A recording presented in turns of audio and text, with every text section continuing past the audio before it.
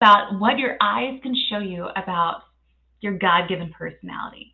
First, though, hi, beloved. If we haven't met yet, my name is Courtney Louie, and I'm the creator behind Coffee Chats and Yoga Mats, where we're all about helping you live intentionally with passion and purpose as God's beloved.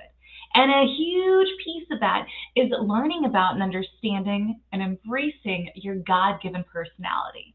Now, quick caveat, I love how your Enneagram coach talks about your personality type, and that context is your Enneagram. But what is really fascinating is the idea is when you understand your personality, it's not intended to be used as a weapon or as a shield. It's not an excuse not to grow, and it's also not an excuse to attack other people. This is the way I will always be. I can never change. False. But when you understand what you've been uniquely equipped with, it can totally change the way you see yourself. So today we're going to have a lot of eye puns because it's super fun.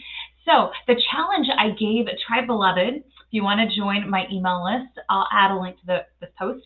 But the challenge I gave them was to get up close and personal with a mirror. You can always use a hand mirror, or you can use your own phone if that works better.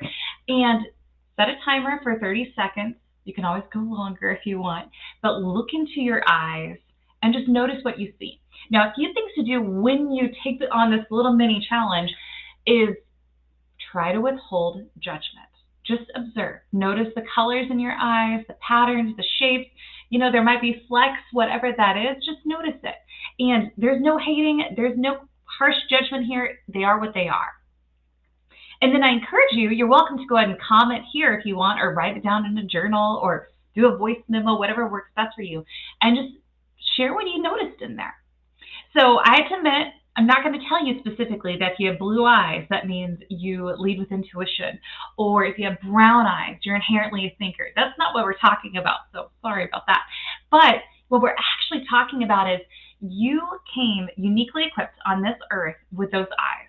Unless you have robotic eyes, prosthetic eyes, or use colored contacts, you didn't have a choice with the color eyes you got, right? Or the shape, how their size, how much they bulge out. I just use bulge, that's really awkward. Whatever those features are, you didn't choose it. They're inherently something that you were given. Now, of course, we can always complain about it, right? We humans, we are fantastic complainers. I'm great at it. You could totally hang out with me. But one of the things is when you really think about it, you're gazing at those eyes, you're noticing their shape, the colors, the size, how long we can add in your eyelashes if you want, how dark they are, how light they are. You know, you can go on and on. It's kind of crazy. But if you admire and enjoy your eyes, that's actually not vanity. Those are something that you were uniquely given and equipped with by the God of the universe. God uniquely crafted you to have that unique set for you to navigate the world, connect with others, see beauty, create beauty. It's kind of crazy if you think about it, right? And that's very much so how it is when you understand what your God-given personality is.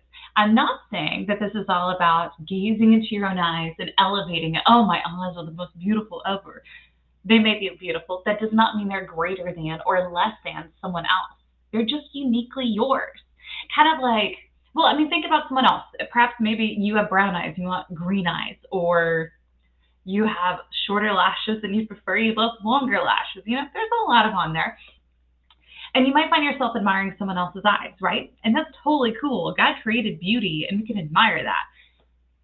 But he didn't give you those eyes. He gave you your unique set for a purpose. And if you're admiring your child's eyes or a loved one's eyes or a celebrity's eyes, do you see that as superficial? Perhaps. I know sometimes it can be. But it's something that's very unique and incredible that that's what they've been given and what you've been given. Anyway, I'm kind of yammering on and on, but I just encourage you to look at your eyes and just notice what you see, okay? You're pinpointing, you're just noticing what's there. And the cool thing is, especially if you like color analysis, I like it. I don't really have a knack for seeing it, so I'm not going to help you out there, the specifics.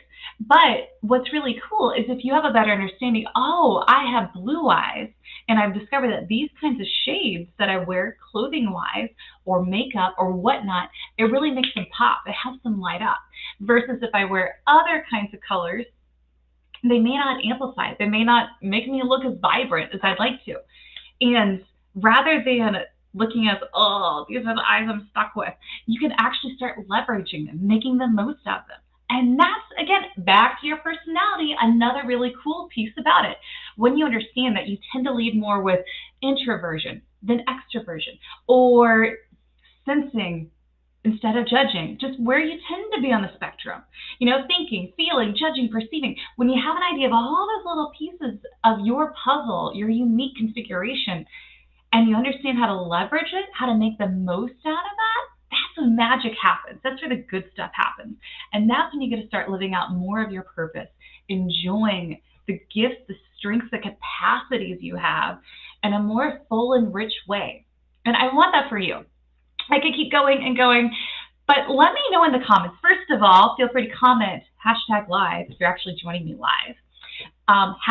#replay if you're watching the replay, which is more likely because your schedule's not my schedule. Or you can also pop on a comment with, what do you see when you look at your eyes? And I want to let you know, I also have a freebie, Embrace Your Potential Playbook, that's a snapshot of helping you identify what your temperament might be out of 4 different temperaments. We talk about idealist, intuitive feeling. We talk about rational, intuitive thinking, so NT. We talk about artisans, SP, sensing, perceiving, and I just lost it, guardian, sensing, judging. Anyway, there's a little quick mini assessment where you can figure out where you might more likely fit. And there's some, first of all, to help you identify your strengths and also identify some of the things you struggle with. We all got problems, right? No big deal. It's how you deal with them that makes a big difference.